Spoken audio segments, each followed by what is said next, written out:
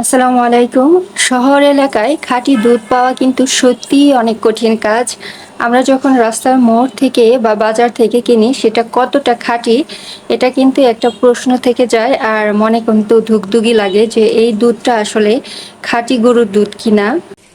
তো আজকের ভিডিওতে থাকছে খাঁটি দুধ নিয়ে কিছু কথা বলবো আর ছোট মাছের চচ্চড়ি। আশা করি পুরোটা ভিডিওর সাথে থাকবেন, ভালো লাগবে। সকাল থেকে ব্লগটি শুরু করেছি আর এটা হচ্ছে শুক্রবারের ভিডিও। আজকে আর কি শনিবার, সেটা আমি এডিট করে আপলোড দিচ্ছি। যাই হোক, তো লাবিবের বাবা শুক্রবারে যেহেতু বাসায় থাকি, সকাল সকালই আর কি বাজার করা হয়। দুধ আনতে গিয়েছিল। শহর এলাকায়, সেটা যে কোনো শহরেই হোক, খাঁটি গরুর দুধ কিন্তু পাওয়াটা আসলে অনেক কঠিন একটা কাজ। গ্রামে যেমন সকালবেলা খামার থেকে গরু বের করে, গোয়ালঘর থেকে গরু বের করে গরুকে খাইয়ে তারপর হচ্ছে দুধ বানানো হয়, একদম ফ্রেশ টাটকা দুধ। কিন্তু শহরে যখন আমরা কিনতে যাই, সেটা বাজার থেকে হোক বা রাস্তার মোড় থেকে হোক, তখন কিন্তু একটা ধুকধুকি কাজ করে যে আসলেই এটা যে বাচ্চাকে খাওয়াবো, পরিবারের সদস্যদের খাওয়াবো, এটা খাঁটি কিনা।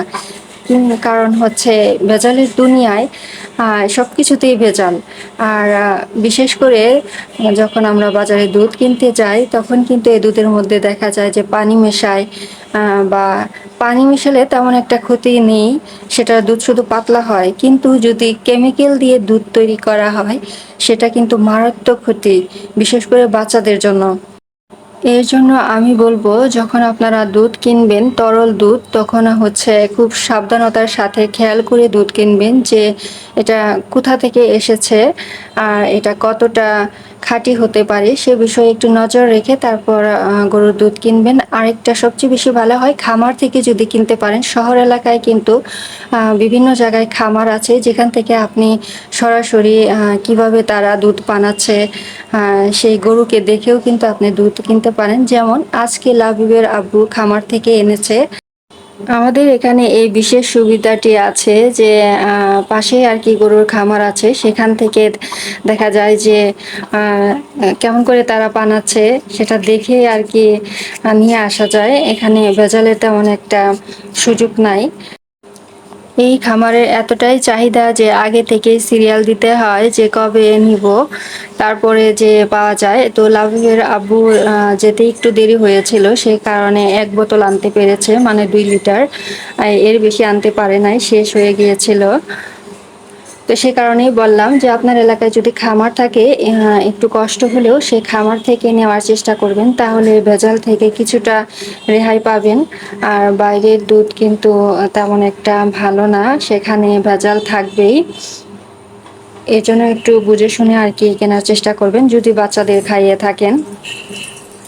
তো আমি কিছুটা জাল দেব আর এখানে ছোট ছোট বোতলে রেখেছি, ডিপ ফ্রিজে রেখে দিব, প্রয়োজনের মতো আর কি বের করতে পারবো, সে কারণে ছোট বোতলে রেখেছি। খামার থেকে এনেছে বলে কিন্তু এটা অনেকটা ফ্রেশ এবং কি ঘন, এর ঘনত্ব কিন্তু অনেক। এটাতে তরল মেশানো হয়নি, একদম ফ্রেশ। তো সে কারণে আর কি ভালো লেগেছে। আর এই তো ছোট ছোট বোতলে রেখেছি। ছোট বোতলে রাখলে সুবিধা হয় যে এখন যদি আমার 1/2 লিটার প্রয়োজন হয় বা 1 লিটার প্রয়োজন হয়, তাহলে কিন্তু খুব সহজেই বের করতে পারি। আর যদি 2 লিটার বোতলে রাখা হয়, তাহলে দেখা যায় যে বারবার বের করতে হয়, ভিজাতে হয়, এতে করে কিন্তু দুধের পুষ্টিগুণ নষ্ট হয়ে যায়। সে কারণে ছোট ছোট বোতলে রাখার চেষ্টা করবেন আপনার যতটুকু প্রয়োজন। তো এদিকে দুধে জাল দেওয়া হয়েছে। আর এই পাশে হচ্ছে আমি মলা মাছ রান্না করব দুপুরের জন্য, সে কারণে মলা মাছ আর কি ভিজিয়ে রেখেছি। এগুলো এখনো কাটা হয়নি, তো কেটে ধুয়ে তারপর আর কি রান্নাটা করব, সেটা আপনাদের সাথে শেয়ার করব। ভিডিওটি একটু লম্বা হলেও ধৈর্য সহকারে দেখবেন, আশা করি ভালো লাগবে। সকাল থেকে যেহেতু ব্লগটি শুরু করেছি, এখন আর কি বিছানাগুলো গুছিয়ে দেবো, ঘর মুছে দেবো, ঝাড়ু দেবো। তো আজকের আবহাওয়াটা ঠান্ডা ঠান্ডা, এই তো ঝিরিঝিরি বৃষ্টি হচ্ছে। ব্যস্তময় শহর এখন এই যে বৃষ্টিতে ভিজে আছে, তবু কিন্তু থেমে নেই, যে যার কর্মে আর কি যাচ্ছে। জানালা থেকেই আর কি সবকিছু দেখা যায়। জানালার এক পাশে হচ্ছে রাস্তাটা সুন্দরভাবে দেখা যায়, ব্যস্তময় রাস্তা। আরেক পাশে যে জানালা আছে ওটা দিয়ে হচ্ছে আমার ছোট্ট বাগানের সবুজ প্রকৃতি আর কি দেখা যায়। তো সবকিছু মিলিয়ে খুবই ভালো লাগে। এখানে কিন্তু বেড রেখেছি আর কি, খাটটা ফেলেছি। আর খাটে থেকে দুপাশে জানালা দিয়ে একটা হচ্ছে সবুজ প্রকৃতির আর একটা হচ্ছে ব্যস্তময় শহরের চিত্র আর কি দেখা যায়। তো লাবিব এই দুই জানালার পাশে অনেকটা সময় আর কি কাটায় যতক্ষণ আর কি বাসায় থাকে। এখন হচ্ছে সবকিছু গুছিয়ে দেব। লাবিব আর লাবিবের বাবা আর কি খেয়েছে, তো আমি আর কি খাইনি, টুকটাক কাজ করলাম। তো কাজের ফাঁকে আর কি ক্ষুধা লেগেছে, এখন হচ্ছে আমি একটু মুড়ি ভর্তা খাবো। সে কারণে বাগানে এসেছি কাঁচামরিচ তুলতে, টাটকা টাটকা কাঁচামরিচ। তো আমার এ ছোট্ট বাগানে অনেকগুলো কাঁচামরিচ খেয়েছি আলহামদুলিল্লাহ। এখানে আমি যখন কোনো ভর্তা বানাই, চানাচুর মুড়ি বা অন্য কোনো ভর্তা, তখন দেখা যায় যে কাঁচামরিচগুলো নিয়ে যায়। এভাবেই আর কি এই বাগানে ছোট কাঁচামরিচগুলো ব্যবহার করা হয়। এটা কিন্তু রান্নার কাজে তেমন একটা আমি ব্যবহার করি না। বাজার থেকে যেগুলো কিনে আনি সেগুলো হচ্ছে রান্নার কাজে ব্যবহার করি। আর এই গাছের কাঁচামরিচগুলো আমি হচ্ছে টাটকা টাটকা খেতেই বেশি পছন্দ করি। তো কাঁচামরিচগুলো লম্বাটে না, একটু মোটা মোটা খাটো, আর কালারটা হচ্ছে বেগুনি। পাকলে লাল হয় আর কাঁচা অবস্থায় এই তো বেগুনি কালার। আমি কয়েকটা তুলে নিলাম। নিজের বাগান থেকে এই ছোট ছোট জিনিসগুলো তোলার মধ্যে অনেকটা স্বাদ আছে। আমি এখন সরাসরি চলে যাচ্ছি রান্নাঘরে, মুড়ি ভর্তা বানাবো। তো আগে বলেছি লাবিব আর লাবিবের বাবা খেয়েছে, তো আমি অল্প করেই এখন বানাবো। আর এই পাশে যে দুধ জাল দিয়েছিলাম সেটা হয়েছে, চুলাটাও বন্ধ করে দেব। খাঁটি গরুর দুধ কিন্তু এমনিতেই ঘন থাকে, আরো জাল দিয়ে এটা আরো ঘন হয়ে গিয়েছে। খুব সুন্দর একটা সেন্টও বের হয়েছে। তো আমার ভর্তা বানানোর জন্য হচ্ছে কাঁচামরিচ নিলাম, পেঁয়াজ নিলাম, আর হচ্ছে নিব কিছু পুদিনা পাতা। এটা আমি লাগিয়েছিলাম 10-12 দিন আগে আর কি লাগিয়েছিলাম, শুধু পানিতে। অনেকটা ছোট ছিল, এখন মাশাআল্লাহ সুন্দর পানিতেই বেড়ে উঠছে। আর নিচে কিন্তু এটার অনেক শিকড় হয়েছে, তো এটার আপডেটও আমি একটা দেব, ভিডিও বানাবো এটার উপরে। তো এখান থেকে আমি কিছু পাতা আর কি তুলে নিচ্ছি, মুড়ি ভর্তাতে দিলে আর কি ভালো লাগে। তো লাগিয়েছিলাম 10-12 দিন আগে, আর এখন কিন্তু আমি এটা প্রথম তুলতেছি। রান্নাঘরে চাষ হচ্ছে, খুব সুন্দর না বিষয়টি, যে রান্নাঘরে চাষ হচ্ছে আর প্রয়োজনীয় পাতাগুলো আমি রান্না থেকে নিতে পারছি, পুদিনা পাতা। তো কেটে আর কি তেল আর লবণ দিয়ে হালকা একটু মাখিয়ে নিচ্ছি, যেটাকে বলে মরিচ ভর্তা। তো মরিচ ভর্তা করে নিলাম। এখন অল্প পরিমাণে হচ্ছে মুড়ি নিব, আর কিছু তরকারি আছে রাতের, মাংসের তরকারি, তো সেটার ঝোলটা নিব। মুড়ি ভর্তা আমার কাছে খেতে এমনিতেই অনেক বেশি ভালো লাগে, তো বানিয়ে নিচ্ছি। এই তো মচমচে মুড়ি আর কি এখন দিয়ে দিব, আর সাথে হচ্ছে তরকারির ঝোলটা, তাহলে কিন্তু হয়ে যাবে। আর এটা খেয়েই আমি রান্নার কাজে চলে যাব। আর এইদিকে হচ্ছে লাবিব আর লাবিবের বাবা রেডি হচ্ছে, মসজিদে যাবে যেহেতু শুক্রবার। শুক্রবারের ভিডিওটা হচ্ছে আমি আজকে দিচ্ছি। তো শুক্রবারের দিনগুলো এভাবেই কাটে। তো আমার মুড়ি ভর্তা কিন্তু এখন রেডি, এখন এটা আমি সুন্দর করে মাখিয়ে খেয়ে নেব। আর এই পাশে হচ্ছে আমার ছেলে রেডি হচ্ছে, গোসল করে এসেছে, রেডি হয়েছে, না মসজিদে যাবে। বাবা আর ছেলে মিলে এখন মসজিদে চলে গেল। আর এই পাশে হচ্ছে আমি রান্নাটা বসাবো। বলেছিলাম শুরুতেই যে আজকে মলা মাছের রেসিপি হবে দুপুরবেলা। তো মলা মাছটা আমি কেটে নিয়েছি, এখন ভালোভাবে ধুয়ে তারপর হচ্ছে রান্নার প্রস্তুতি শুরু করব।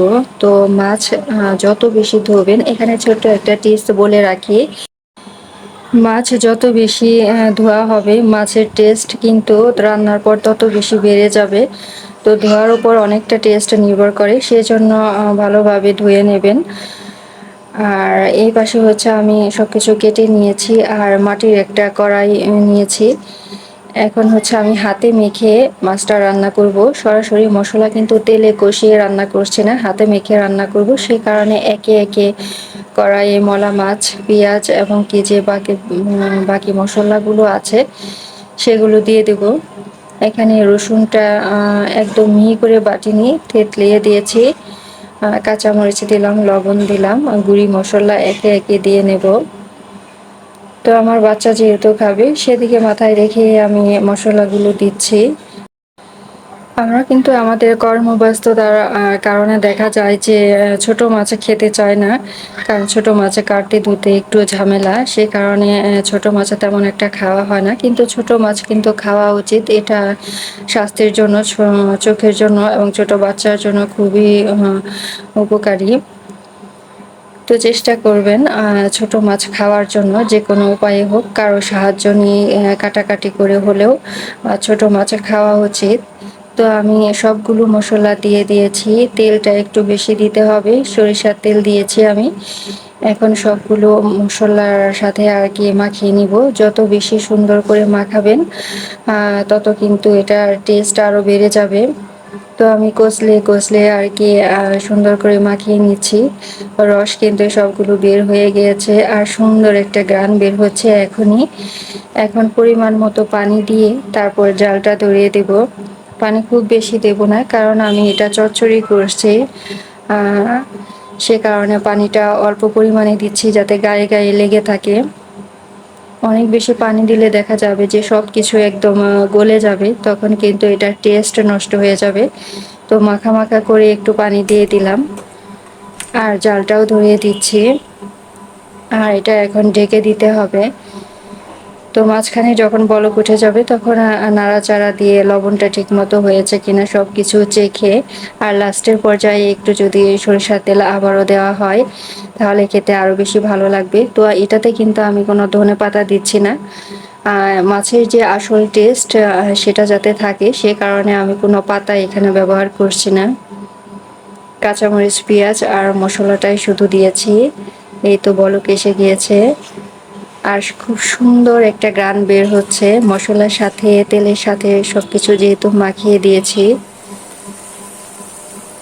তো এই তো কয়েক মিনিট জাল দেওয়ার পর কিন্তু পানিটা শুকিয়ে গিয়েছে আর চারপাশে একটু লেগে গিয়েছে।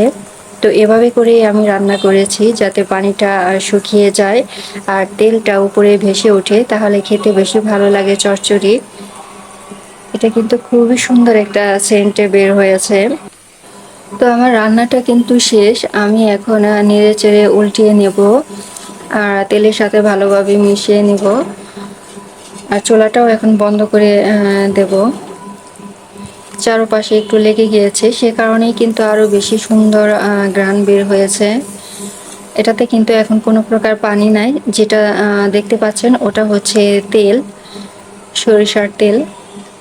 খুবই সুন্দর, খুবই লোভনীয় হয়েছে। এক প্লেট ভাত নিমিশেই শেষ হয়ে যাবে, গরম ভাতের সাথে কিন্তু খেতে খুবই মজার। তো আমার ভিডিওটি আজকে আপনাদের কাছে কেমন লেগেছে অবশ্যই কমেন্টে জানাবেন। যদি ভালো লেগে থাকে শেয়ার করবেন আর হচ্ছে ভিডিওটি লাইক দিয়ে আমাকে আরও ভিডিও বানানোর জন্য উৎসাহিত করবেন। আজকের মতো ভিডিওটি এই পর্যন্তই। সবার সুস্বাস্থ্য কামনা করে এখানেই বিদায় নিচ্ছি। সবাই ভালো থাকবেন, সুস্থ থাকবেন। আল্লাহ হাফিজ।